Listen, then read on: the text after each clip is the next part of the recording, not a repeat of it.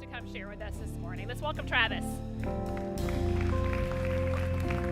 Good morning.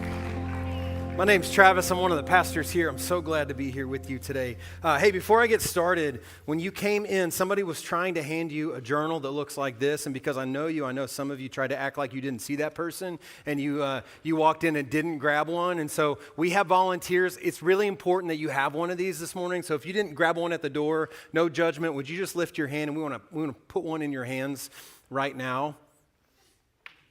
Not just in your heart, but like really? Don't just raise your hand in your heart.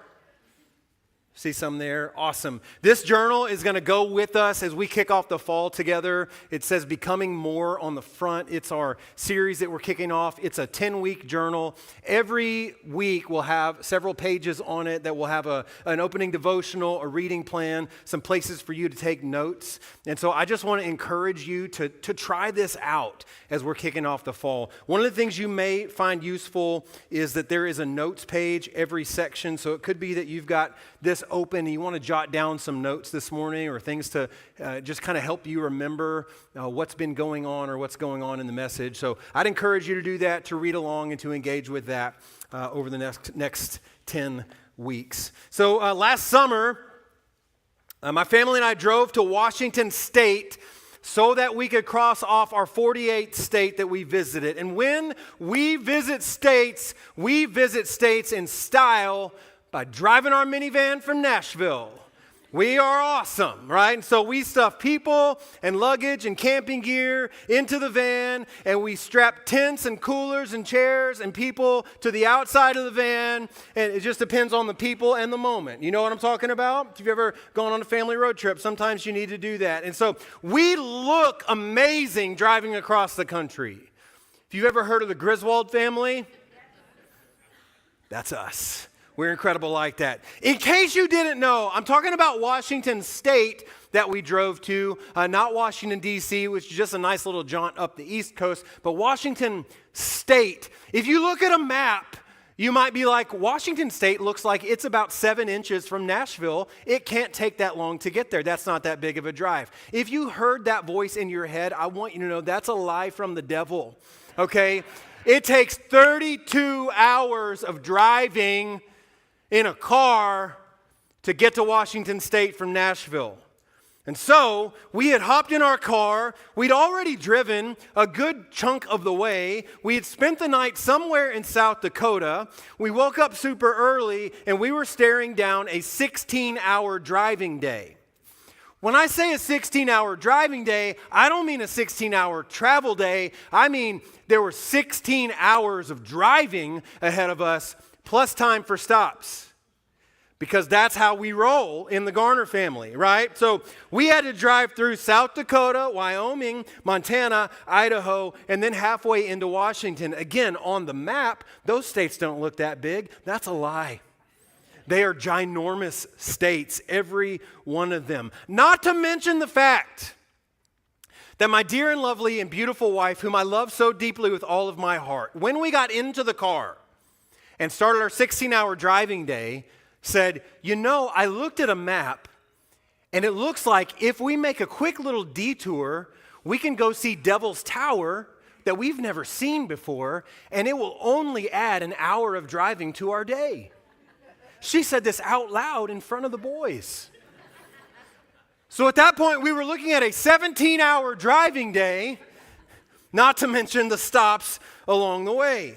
Now, I knew that along our route, there was a Costco with cheap gas and snacks and $1.25 hot dogs in Bozeman, Montana. I knew that. It's an exclusive club.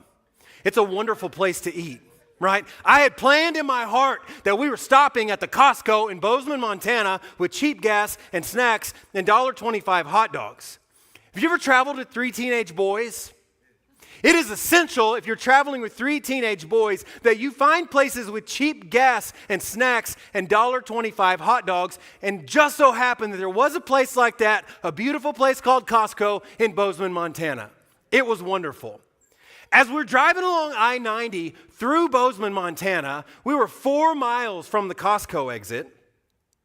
And by the way, in case you didn't know, that exit had cheap gas and snacks and $1.25 hot dogs, which were essential for us along the way. I-90, 4 miles from the exit, I've looked it up to verify this, it was the hottest day of the year in Bozeman, Montana. I noticed a phenomenon that when I pressed the gas pedal on our car, the car did not go. I pressed the accelerator, and there was no acceleration. Now, I knew immediately what was happening. Do I know how cars work? I do. Had the gas light and the warning bell come on several miles earlier to let me know that the car was running low on gas? It had. Did I try to push it anyway, ignoring all the warnings and falsely thinking that I was the exception and I could get to Costco by my willpower and sheer determination where there was cheap gas and snacks and $1.25 hot dogs and I wanted to get there by my sheer willpower? Did I try to push it? Yes. I did. Did I make it? No. I did not. Did you know that cars run on fuel, and if a car doesn't have the fuel that it's supposed to run on, that car won't run? Yes, we do. You do. Can we dwell on the fact that I'm an idiot who should have known better? Could we do that? We could. Will some of you mention this to me in the lobby? You will. Will this be the only thing some of you remember from this sermon? It will, right? Does my family sometimes remind me that I'm an idiot? They do. Are we going to dwell on that right now? We're not.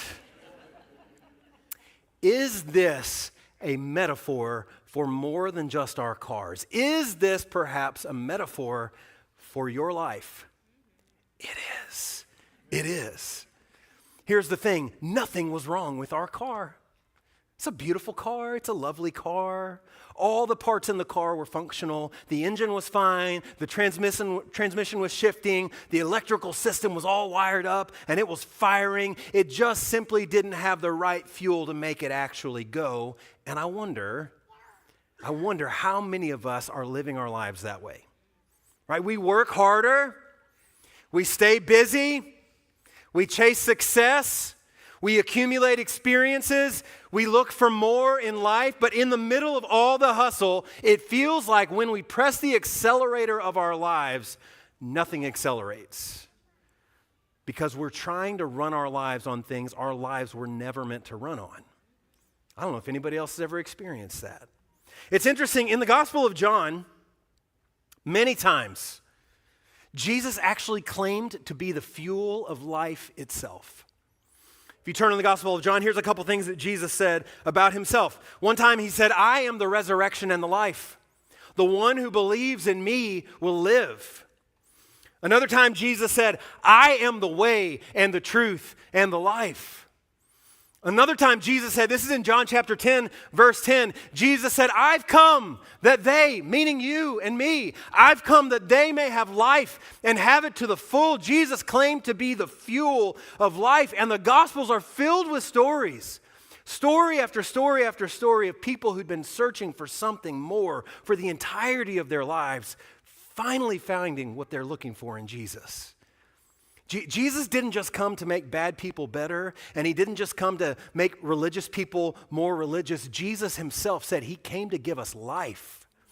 And so I just want to say, if you're somebody who either continually or just from time to time, if you've ever been looking for more out of life, here's our bold claim. We believe that the more you're looking for in life is found not in having more or doing more or experiencing more or achieving more or accumulating more. What you're looking for in life is found only in becoming more like Jesus. The key that unlocks all of the life in life is Jesus. Jesus is the fuel that our lives were meant to run on, and if a life doesn't have that fuel, if it doesn't have the fuel that it's supposed to run on, just like our car, right? If we're not running on Jesus in our hearts and through our veins, our lives simply won't run in the way they were intended to run. Here's what's some great news about that. This is not like some super secret filling station only for the most religious people. Right? Jesus actually, in the Gospel of Matthew chapter 4, Jesus makes this unexpected invitation. He goes for a walk one day by the shore of the Sea of Galilee, and he makes an invitation to a couple of guys that nobody would have expected. Nobody would have expected the guys, and nobody would have expected the invitation. And in Matthew 4, verse 18, here's what it says. While Jesus was walking by the Sea of Galilee, he saw two brothers, Simon, who's called Peter, and Andrew, his brother, casting a net into the sea, for they were fishermen. First century fishermen, right? These are a couple of salty, uneducated dudes. Just kind of set it in 21st century context. These are like a couple of natty light by the lake guys, right? That's who these guys are. And Jesus comes to them. The most unexpected people that he could have gone to. And he makes the most unexpected invitation. It says, he said to them, follow me, and I will make you fishers of men. And immediately they left their nets and they followed him. Jesus said, follow me, and I will make you. I will make you. I want to focus on that word, make, for just a minute. This isn't I will make you like I might say to the kids on a road trip, right? I'm going to pull this car over and I will make you, right? This is not that kind of make you that Jesus is talking about. The word that's translated make here, the Greek word in the original language that's translated make is the word poieo. And it's the same exact word that's used in the creation story when it says God made the heavens and the earth. Jesus isn't saying, I'll force you to do something. He's saying, I will make you into something more. I will make you into something different. This is the word of like a builder or a craftsman who takes raw materials and turns them into something good or useful or beautiful.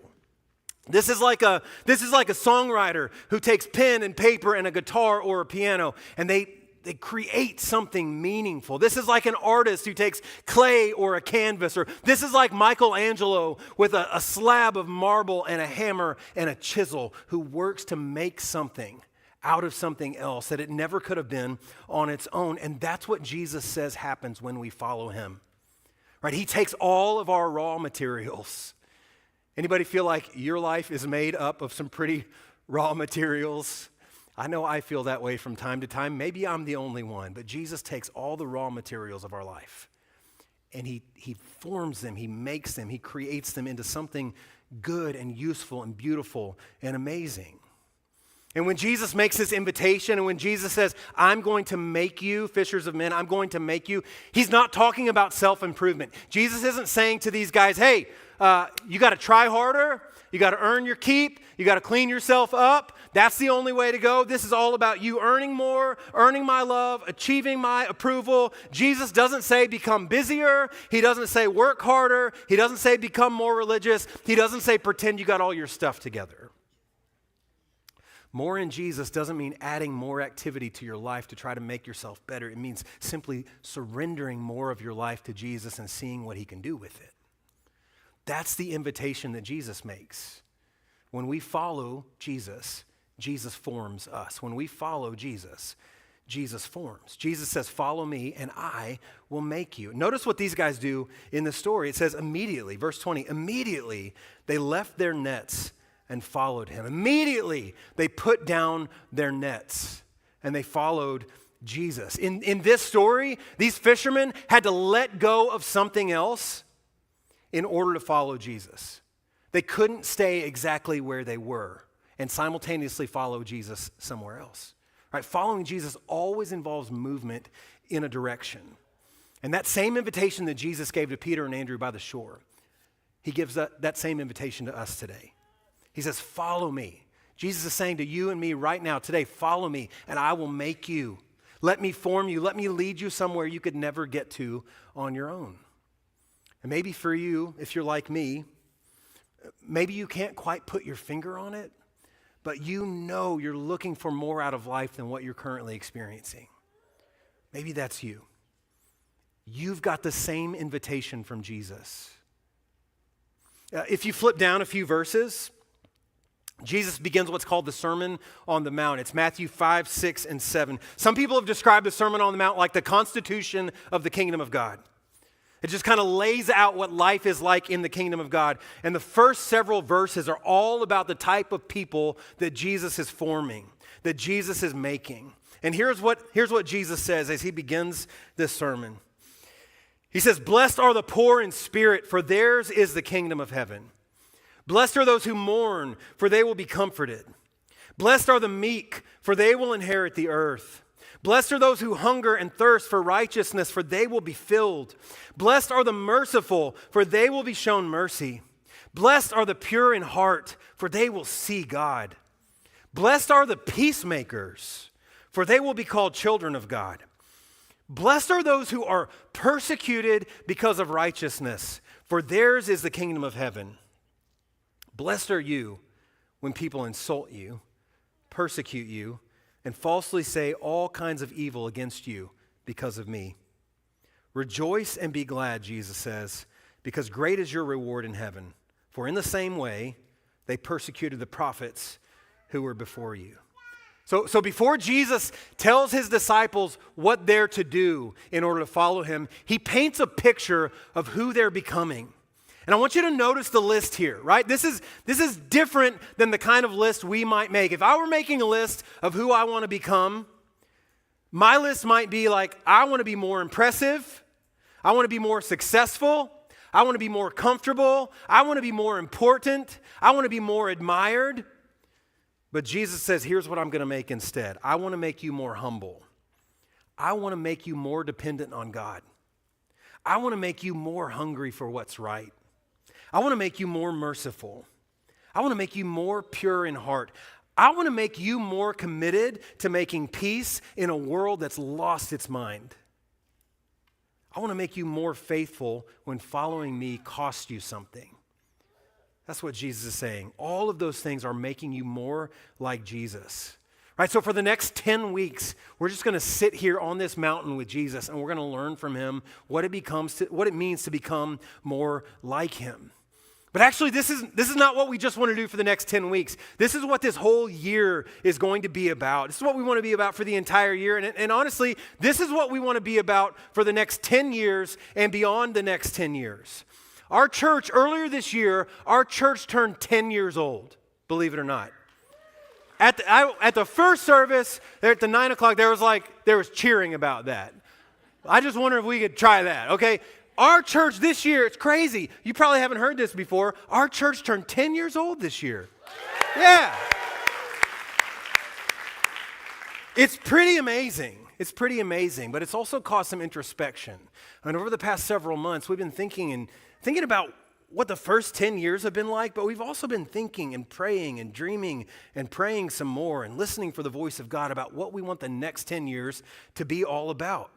And the more we've prayed and talked and dreamed about who God is calling us to be, the more we've become convinced that this is the simplest way we can say it. This is the simplest way we can say what we want to be all about as a church. We want to help people become more like Jesus. That's it. We just want to help people become more like, we want to help you become more like Jesus.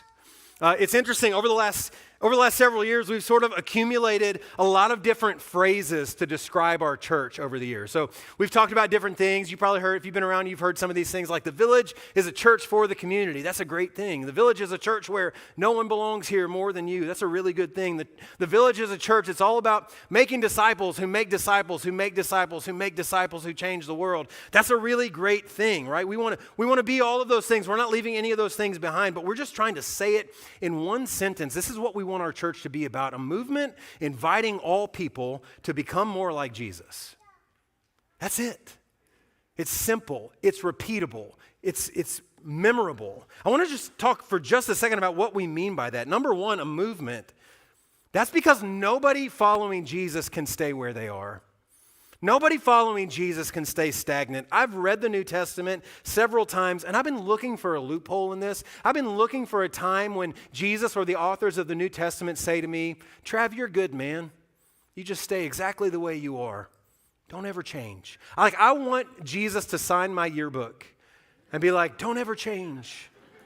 Lilas, Jesus. That's what I want, right? I want to find my comfort level, and I want to stay right there in that lane. But that's not what Jesus says. Jesus doesn't allow us to stay where we are and who we are because he wants more for us. He wants more for your life than what you're currently experiencing. It's a movement. Inviting all people, this is super important.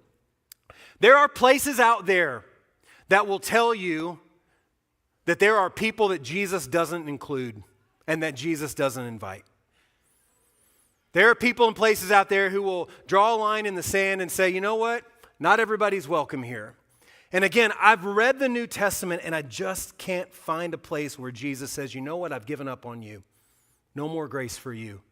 That's not the message in the Gospels. That's not the message in the New Testament. It's incredibly important that we remember that this is something for all people, and we want to be about inviting all people. And then finally, to become more like Jesus. That's the destination. That's the goal for us. That's what discipleship is.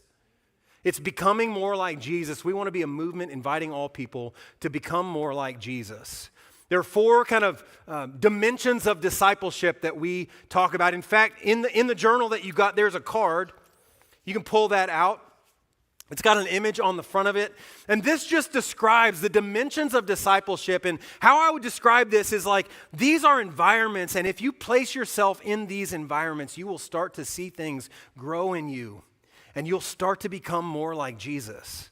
All right, the first one is connect. And that's more of Jesus. This is just a principle that's true in all of life, and you probably know this, and maybe you've noticed this about your life, but you become like whatever you give your attention to.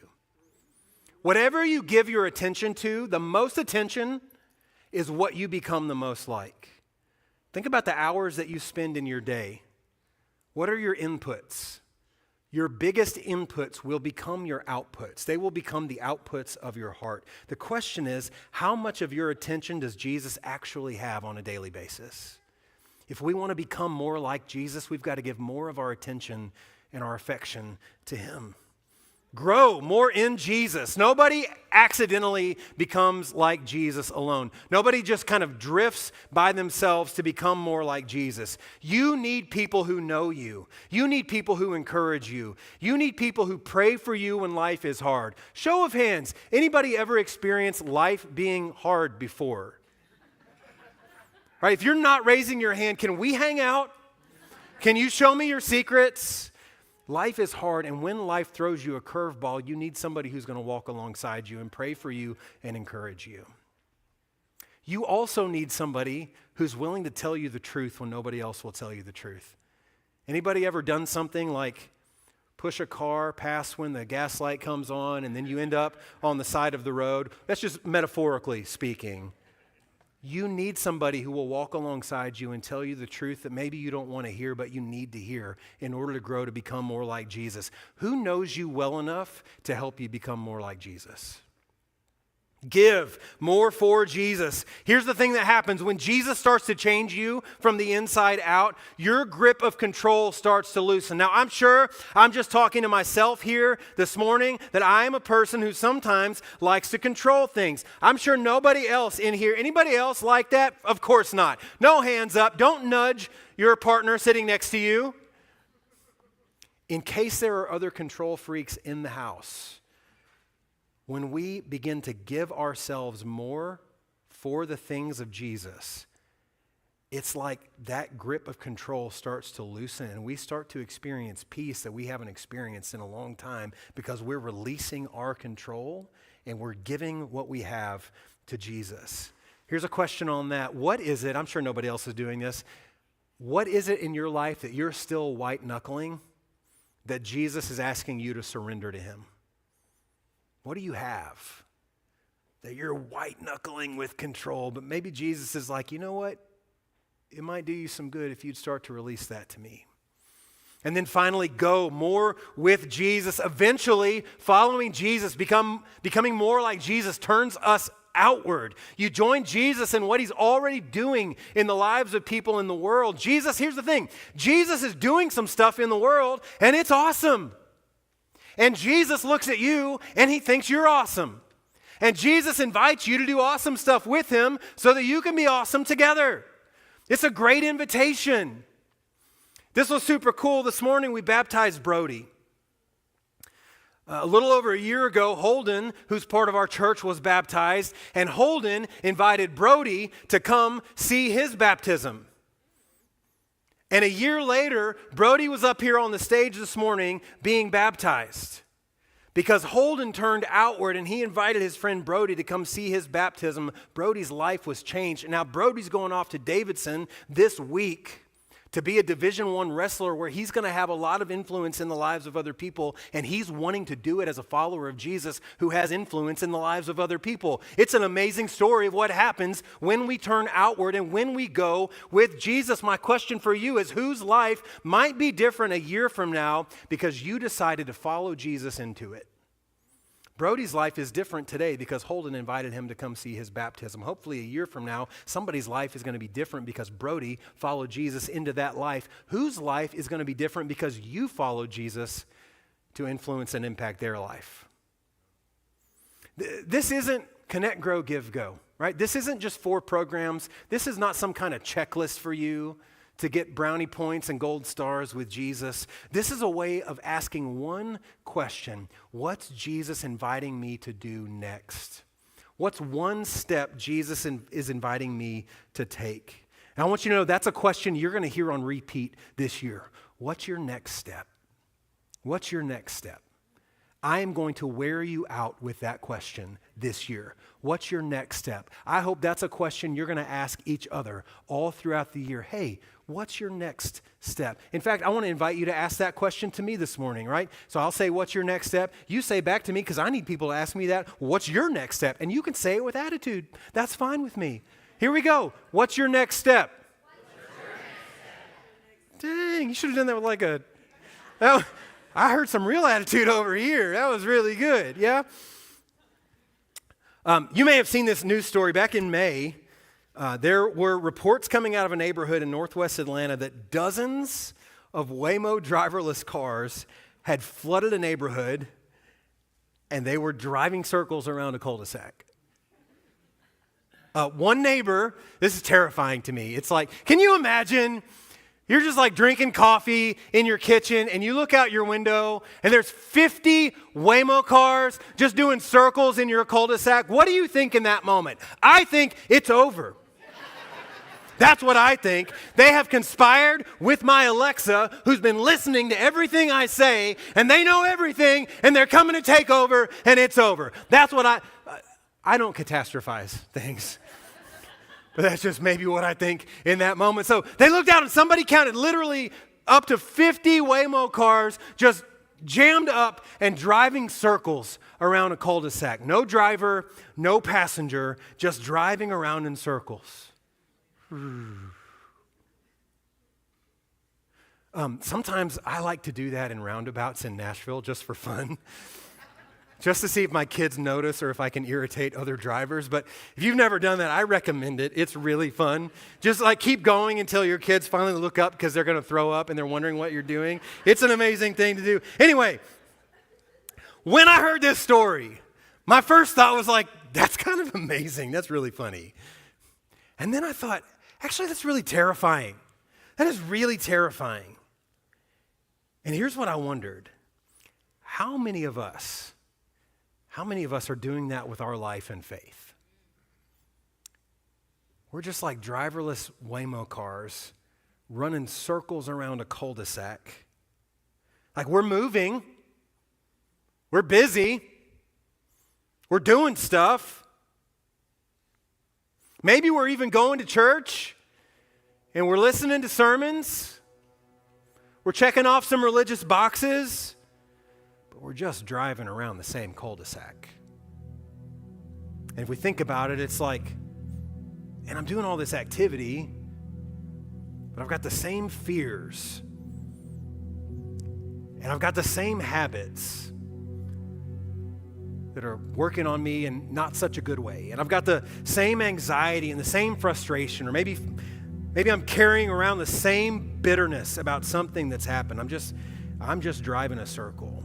Same isolation, it's like I think I want my life to be about more than this, but I've got the same priorities, and I'm running the same habits. year after year, I'm just driving around the same cul-de-sac, but I'm not actually going anywhere. I'm not actually becoming more. It's interesting in Matthew chapter 4, Jesus, you know what Jesus didn't say? Jesus didn't say, hey guys, come believe some things about me, but y'all stay exactly where you are. That's not what he said. He said, come follow me. Come follow me.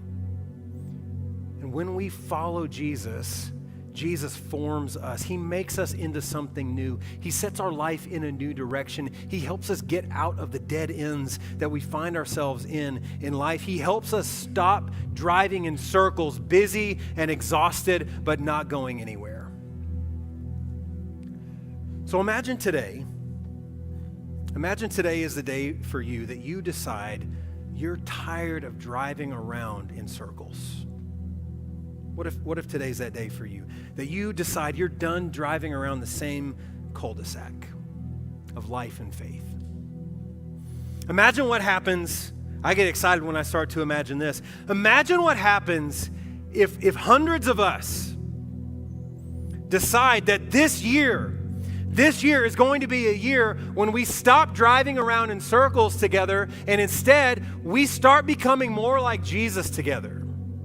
What if that becomes the priority of our life? Instead of just running circles and doing the same thing, expecting different results, what if this is the year that we start taking the next steps that Jesus is putting in front of us? Imagine what could happen if we did that. And then I get really excited. I like to fast forward in my mind. And I like to imagine bigger things than that. And I'm just imagining, what if a church like the Village, what if we decided that this year and beyond, that we're going to be the kind of church that becomes more like Jesus, and if Jesus puts a next step in front of us, whatever it is, we're going to be willing to take it. We're going to be bold enough to take it. We're going to be faithful enough to take it. What would that look like? Imagine the impact that starts to have in the city of Nashville and the community around us if there's a group of people who are like, you know what, we're going to become more like Jesus, and whatever next step is put in front of us, we want to be faithful to follow that. I get excited thinking about being part of a movement like that. But I want to shrink it back down. I want to demystify it a little bit for you, because I have a hunch that there might be some of you in here this morning and you're thinking like, hey, I hear that sounds good, but becoming like Jesus isn't really something that I can do, right? You don't know me. You don't know my story. You don't know how I've messed it up. You don't know how I've strayed. You don't know how far I've been. You don't know. You don't know. I can't do it. Here's what I want to say. I want to demystify it for you. Becoming more like Jesus isn't like some huge religious movement. It is literally an invitation to take the one next step that's in front of you.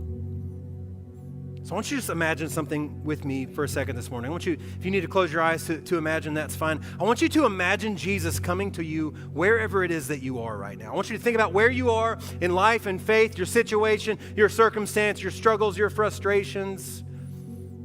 Wherever it is you are, I want you to imagine Jesus coming to you right there, right now, because that's what Jesus does, by the way. Jesus doesn't wait for us to make it to him. Jesus doesn't say, hey, clean your act up and then we can have a conversation. Jesus comes to us exactly where we are. So no matter where you are in life or faith right now, I want you to imagine Jesus coming to you right there and just saying, hey, follow me. Wherever you are right now, wherever you are, what's your first next step from there? For some of you, it might just be to pray for the first time in a long time, or maybe the first time ever. Your next step is you're just gonna pray. For some of you, it could be your next step from where you are right now could be to simply acknowledge that there might be a God. There might be a God. That's your first next step. That's a great step.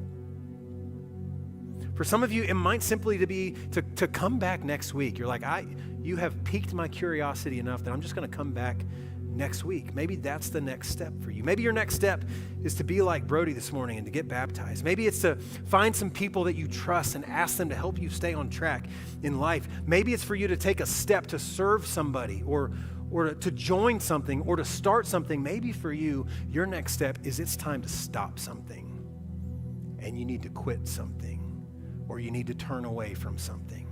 Maybe that's your next step today. Here's the deal. You don't have to figure out the entire pathway. You just have to think about the next step and be willing to take that.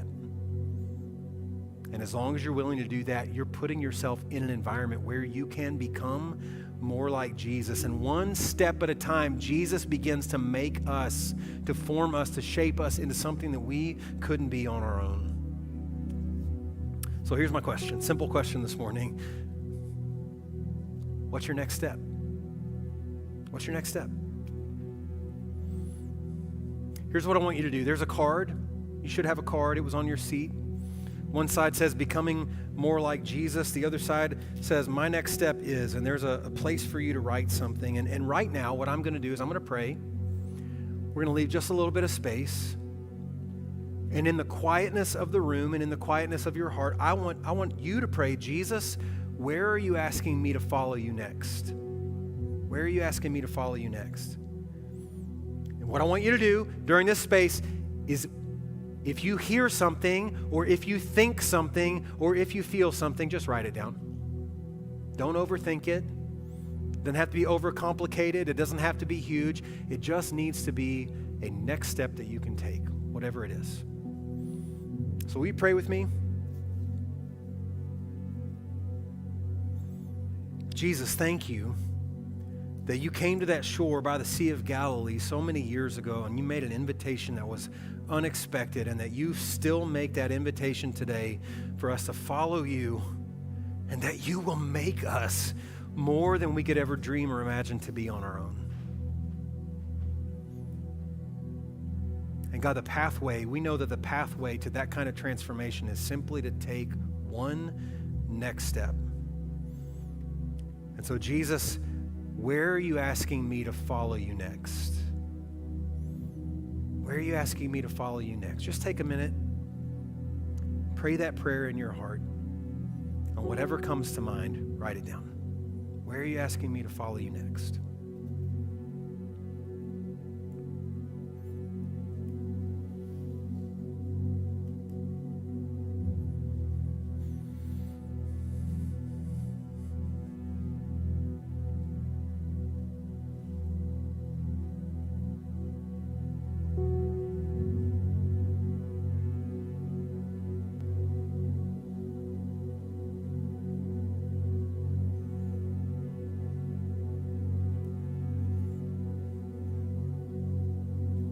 Whatever it is you hear, whatever it is you think, just write it down. Could be a word, could be a phrase, could be a sentence.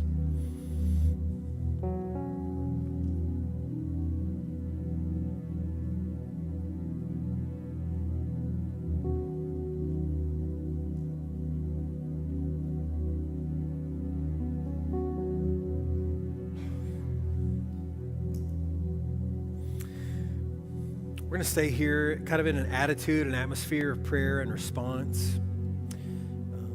One of the things we'll do in a moment is share communion. So if you're serving communion, would you go ahead and you can go ahead and come forward and take your place at the stations here at the front of the room.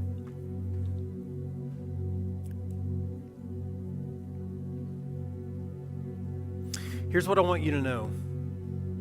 Whatever next step you're hearing or sensing or feeling, I want you to know that Jesus is going with you, and you never have to take that step by yourself. In fact, Jesus is always the first mover. Jesus always goes first. In fact, that's what we remember when we celebrate communion, that Jesus died on the cross for us, for our sin, so that we can have life in his name.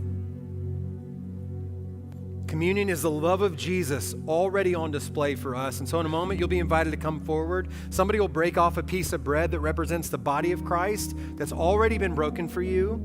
And you'll dip that in a cup of grape juice that represents the blood of Christ that's already been poured out for you, because Jesus has already gone first. And everybody's invited to receive communion this morning. What I would invite you to do with that card, here's what I want you to do with the card. I want you to take the card with your next step on it.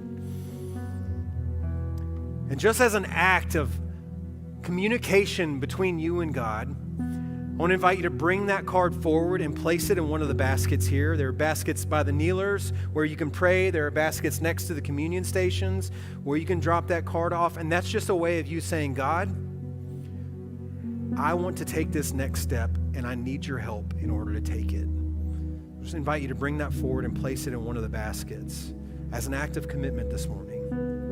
And so, friends, this time is open for communion and prayer. Once we're done with that, we're going to sing like we mean it. These stations are open for you, and you're invited now to come as you feel led.